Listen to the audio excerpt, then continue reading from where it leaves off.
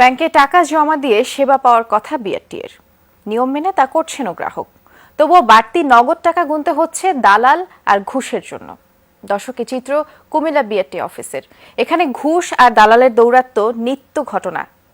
আমাদের যমুনা নিউজের ধারাবাহিক আয়োজন আমাদের সেবা প্রতিষ্ঠানে আজ থাকছে সোহরাব হোসেনের রিপোর্ট। ছবি তুলেছেন মাহফুজ মিঠু। Comilla BRT office. সূত্রের খবর, এই অফিসের অর্ধেক কাজই হয় বাইরে দালালের মাধ্যমে। দালালদের দাবি, লাইসেন্স ইস্যু, গাড়ির নিবন্ধন থেকে শুরু করে বিআরটি এর বিভিন্ন কাজ বেশ জটিল। ভেতরের কর্মকর্তাদের টাকা দিয়ে ম্যানেজ করলেই সহজ হয়ে যায় সেসব কাজ।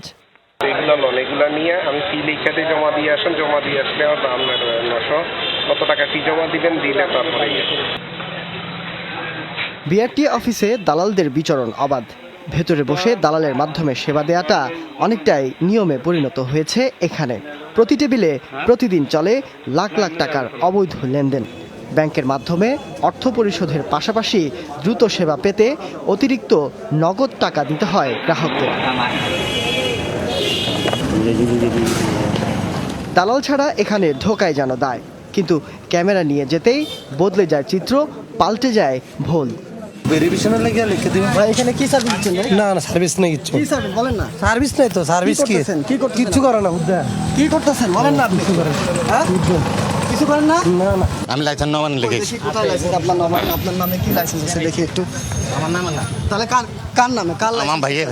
কে কে আপনার ভাই? ওই এটা আমার ভাই। কে ভাই? এর নবান্ন করতাম। ইনি কি আপনার ভাই হয়? জি, কেমন ভাই হয় ইনি আপনার? এই ভাই তাহলে দেখা দেখি ভাই, এই তো? জি। আমি এনআরসি আমার কাগজ ফটোকপি করার জন্য। কাগজ সার্টিফিকেট করার জন্য। আপনি তো অনেকক্ষণ ধরে বিআরটি অফিস। না আমার আপনি বিআরটি অফিসে দেখবেন। বিআরটি অফিসে দেখছি তো। হ্যালো, একটু কথা বলি। তারা না হয় দৌড়ে বাঁচলেন। যিনি ভেতরে বসে টাকা নিচ্ছিলেন তিনি কি বলছেন?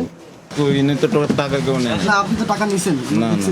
তো দেখছি আপনি টাকা নিছেন। না না টাকা নেই, এখানে তো এটা জমা জিজ্ঞেস করেন টাকা না তো লাইসেন্স চেক করতে। আপনি এনার কাছ থেকে না, এর আগে নিছেন? না না হ্যাঁ, না টাকা নেই। আপনি সত্য বলছেন? সত্যি বলছি। আমাদের কাছে কিন্তু প্রমাণ আছে। না দাদা টাকা নেই। এক পর্যায়ে প্রায় পুরো ফাঁকা হয়ে গেল অফিস। অজানা কারণে উধাও কর্মকর্তা কর্মচারী। এটি একটি সেবা প্রতিষ্ঠান, আর এই সেবা প্রতিষ্ঠানের এখন এই দশা। বাইরে দালাল, ভেতরে কিছু কর্মকর্তা কর্মচারীর দুর্নীতি। সব মিলিয়ে সেবা প্রতিষ্ঠানের নৈরাজ্য এখন এই পরিণতিতে, এই অবস্থাতে দাঁড়িয়েছে। কিছুক্ষণ পর দেখা মিলল প্রতিষ্ঠানটির প্রধানের সাথে।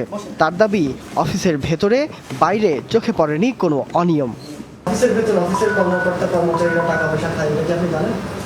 না, এটা এই ধরনের কোনো কমপ্লেন আমার কাছে নেই। কিন্তু আমাদের কাছে তো প্রমাণ আছে। না, প্রমাণ থাকলে প্রয়োজনে শাস্তিমূলক ব্যবস্থা নেওয়া হবে। বিভিন্ন সময় এসব নৈরাজ্যের বিরুদ্ধে চলে অভিযান, কিন্তু অভিযান শেষ না হতেই আবারও ফিরে আসে পুরনো চিত্র। অফিসের নিয়ন্ত্রণ নেয় দালাল আর ঘুষ। সোহরাব হোসেন, যমুনা নিউজ, কুমিল্লা।